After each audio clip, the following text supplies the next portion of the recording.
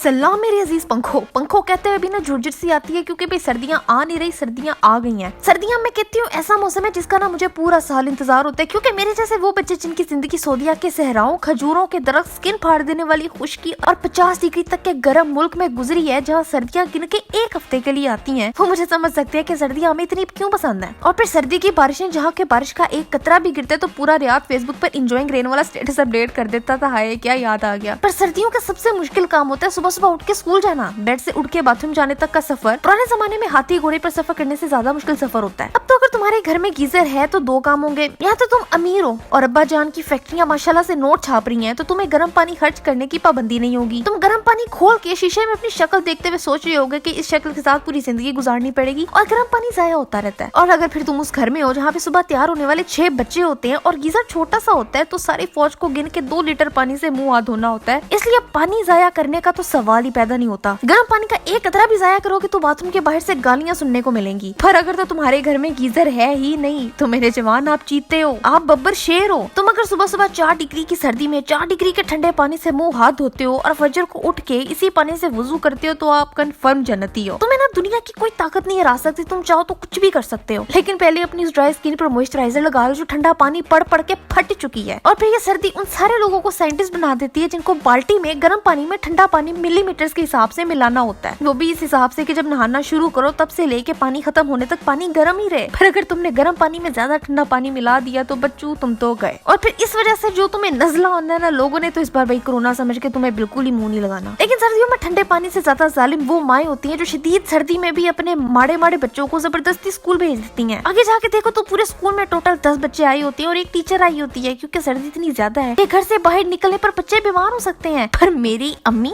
ने सोचा कि नहीं इसका स्कूल जाना लाजमी है। जहाँ बाकी माओ ने अपने लालों को घरों में हीटर के आगे बिठा के महफूज रखा हुआ था, मेरी माँ ने मुझे शदीद सर्दी में भी सुन पाँव पर बहती हुई नाक के साथ स्कूल भेज दिया। एंड गेस व्हाट, उस दिन एक भी टीचर स्कूल नहीं आई थी और पूरा दिन मेरा शिवरिंग करते हुए गुजरा। लेकिन खैर, अगर तुम्हारे साथ भी ऐसा हुआ है तो यार मुझे ना नीचे जरूर बताओ। अब सर्दियों की ना एक ये बुराई भी है कि इस मौसम का ना कोई खास फ्रूट नहीं है, किन्नू ही है, बस बेतहाशा वो खाओ। खा खा के ना एक पॉइंट पर अपना ही मुंह किन्नुओं वाला हो जाता है। अब ड्राई फ्रूट्स ही होते हैं जिसमें मेरे जैसे गरीब सिर्फ मूंगफली अफोर्ड कर सकते हैं। अगर वो भी ज्यादा खा ली और पीछे से पानी पी लिया तो कुत्ते वाली खुश्क खांसी शुरू हो जाती है। बादाम अखरोट भी चलो वंस इन अ वाइल खा सकते हैं, पर जैसे पैराडोल की एड के आखिर में कहते हैं ना कि तमाम दवाइयां बच्चों की पहुंच से दूर रखें, तबीयत ज्यादा खराब हो तो डॉक्टर से रिव्यू करें। बिल्कुल वैसे चिलगोजे तो lower class, middle class, upper class, VIP class सबकी ही पहुंच में नहीं है। अब तो बंदा किसी को चिलगोजे के मुंह वाला भी नहीं कह सकता, उसको भी इंसल्ट नहीं लगता बल्कि कॉम्प्लीमेंट लगता है। लेकिन ये वो वाला सीजन में है जहाँ पे शादियां भी हो रही होती हैं। पर मुझे तो ये समझ नहीं आती कि सर्दियों में ब्राइडल ड्रेसेस क्यों नहीं बनते। दूल्हा साहब शेरवानी के नीचे 700 लेयर्स कपड़ों के पहन के आ जाते हैं और बेचारी दुल्हन को इस मौसम में भी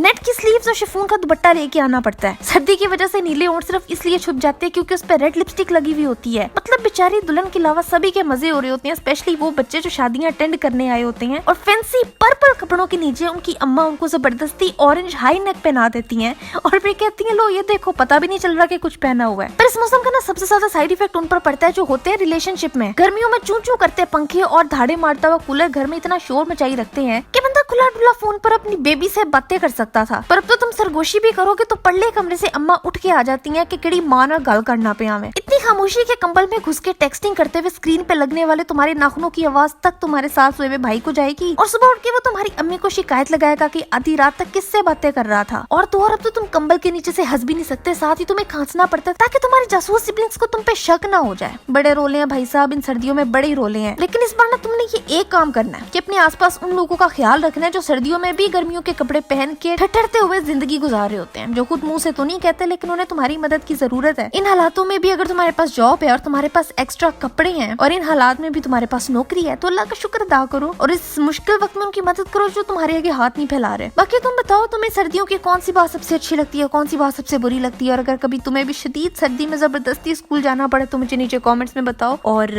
आज के लिए बस इतना ही था। लास्ट वीडियो ये रही, देखो सब्सक्राइब यहाँ करो, मैं दूसरे चैनल है गोलोटी उसको भी सब्सक्राइब करो। अगली वीडियो कौन सी होनी चाहिए मुझे भी बताओ और मैं मिलती हूँ तुमसे अगली वीडियो में एक नए टॉपिक के साथ।